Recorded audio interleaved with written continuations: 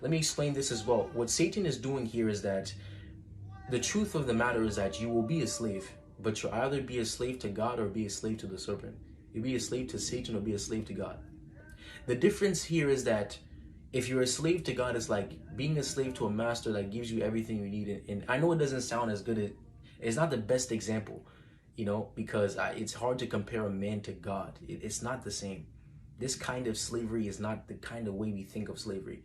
This kind of servitude is not the same way we think of being servitude on here on earth. It's not like a forceful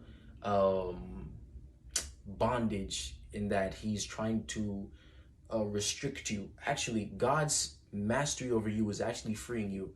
It's a mystery, because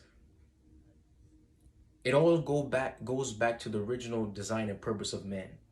A man can only be all that he's made to be if he finds God, because he's designed after the image of God. If he tries to direct his own path, he'll lose himself. That's why he says the way of a man is not in himself, is not in man that walketh to direct his own steps. And Xbox can only reach its full potentiality if Microsoft is programming Xbox. If Xbox tries to go its own route, it'll stall, because Xbox didn't create itself. That's why man has to be subjected to God, because we're incomplete without him. That's why he's our Lord. It's not just it's not like a slavery. No. It's that he completes us because we're made after his image. We can only know us in him. But Satan wants to make it appear that he's trying to be your slave master and you're just constricted. You're not constricted with God. You're free. He says, where the Spirit of the Lord is, there is liberty. But the Greek really says, where the Spirit is Lord, there is liberty. When he's the master of your life, you're free. Yes, there are things that he would not want you to do. But for example, you'll think that God, when you become a Christian and you don't sleep outside of marriage, you think it's constricting. Oh, God's bringing laws. Why can't I do what I want? It's because you don't understand what you're walking into. It's like when parents tell you to slow down and you don't have to move out of the house quick. It's because there's something they know about the world that you don't know. You think you just want to get out there and have fun, and in 2 months you're gonna come back crying saying, I should have never left. Because you don't, that's what I'm saying, Adam and Eve don't know what it's gonna happen at the other side of them eating that fruit. When it's facing you, you think it's just, oh, well, if I eat this thing, I'll have knowledge of good and evil. But only God knows what's behind that fruit, what will happen after. That's why he told them, if you eat this fruit, you will die. You don't know it, you don't see it now, but just trust me, let me teach you. Your parents know that if you go out there in the world, you're not prepared, it will kill you. You're not ready yet, stay here so I can prepare you. Now, that's not a perfect example because God never wants you to leave anyway. In the human example, they want you to wait to mature so you can be able to handle yourself on your own. But it's the principle of your parents know something about the world you may not know. So when they tell you to be patient and not be too skippy to run out of the house, you think you know, but you don't know. You think they're trying to constrict you. They're actually giving you liberty. If you go out in the world, you're just going to cry and come back. Do you understand that example that I'm using? It's that the same idea of Satan wants to make you think that God's trying to constrict you, but actually you're free with him. Because when Satan frees you, he's freeing you from being a servant to God to be a servant to him.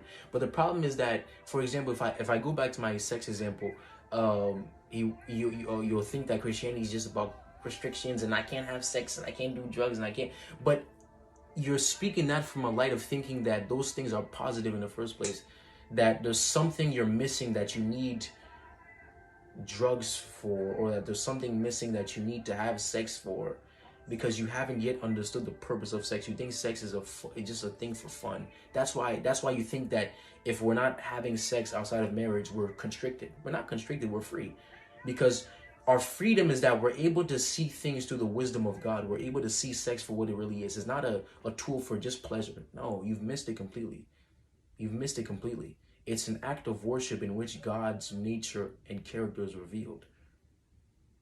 You see, and it's also doubles as a system of reproduction. I'm not, and you also don't need to be married to know God or to see God. So marriage is a ministry in the first place. Marriage is a ministry, you see, number one. And then inside that marriage, God reveals this place of intimacy between the man and the woman, by which they can consummate and begin to produce life. If I'm not ready to produce life, I have no business joining that consummation. But me speaking that now, I can understand that because I've been given the wisdom of God.